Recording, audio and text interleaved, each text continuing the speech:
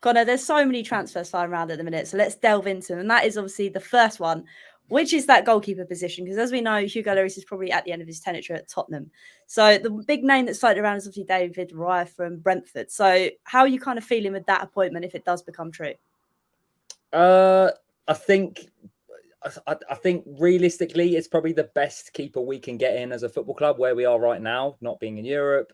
Not massive clear assurances of what's going. It's a new manager. There's a lot going on, so I think he probably is the best option. I mean, ambition would maybe be, he probably wouldn't come, but someone like Mainan or Anana, but that's not going to happen. So I think in terms of the market right now, I'd say yes.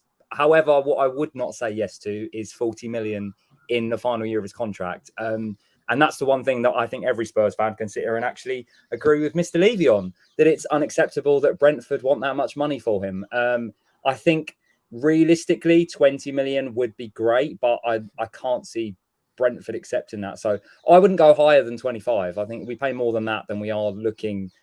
But because listen, he is a great keeper, and he's a modern goalkeeper. He's got that distribution. He's got the one thing that Lloris did not have, and why we have suffered for many years with, well, the last couple of years, Lloris, we've suffered a little bit. But I think he's a great goalkeeper. He's done very well at Brentford. But as I say, I think we've got to be getting him for less than 30. If we're paying more than that than we have, then, because of how our budget is anyway, if we're allocating that much money towards it, then, all these other players we're looking at, we're not going to have the money for them either. So, I'm excited, but I don't want to, Mm-hmm. Yeah. Agreed. Yeah.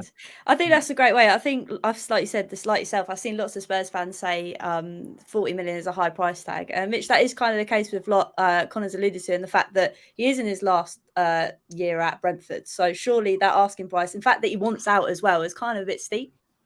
Yeah, we won't pay 40 million for him. I think that's just the starting price. There's no way that I think they actually expect that that's what is going to, be paid to get him. I think with 1 year left on his contract, you've also got to consider the fact that Brentford have already signed his replacement from the fella from the Bundesliga. I've forgotten what his name is actually, but that's the one. So he's come over, and then you've also got the fact that I think they've made one of their players permanent as well today, which has cost them 20 odd million. So, they're going to be looking to sort of regather their funds at one point. So I think, to be honest, anywhere between 25 and 30 million is a fair price for him. 1 year left on his contract. He wants to leave.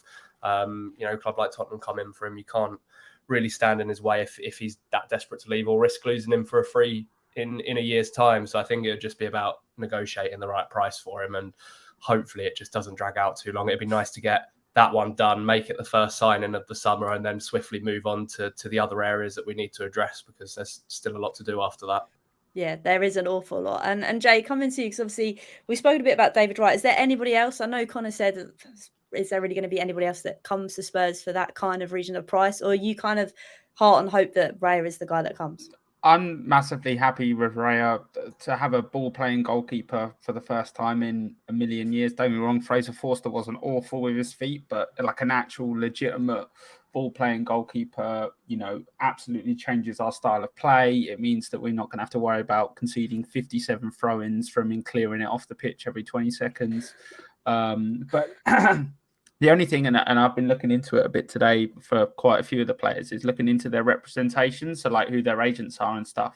And my only concern with this Raya deal is the agent that he's with has got no other big players at all on his, like everyone else you look at has got, massive players, but they've not got a single player that's valued at over 500k on their books at all. So I'm a little bit concerned of maybe how it might be negotiated and managed, or how, if he's come out and said he's leaving, not publicly, but, if it's kind of leaked out, maybe Brentford are punishing him a little bit because of that. But yeah, for 20 mil plus, 40 mil is a robbery, but for 20 mil plus, proven Premier League goalkeeper, everyone rated him this season. The fact that we'll sign him will mean everyone will think he's rubbish next year because he plays for us. But, because that's how everyone thinks about players. But, everyone thinks, oh, he's been amazing all season. But the minute we sign him, he only played for Brentford. That's not what everyone was saying all season.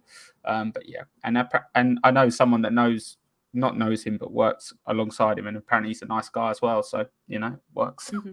Yeah, we do kind of need that ethos, I think. I know you need like players that are a bit tough and rugged. We've got that in Richarlison, but I think it is good to, at the moment where we've got such a poor morale and the fact that we just seem to be clawing at everything at the minute, it'd be good to have another player like that in the mix about it. But obviously,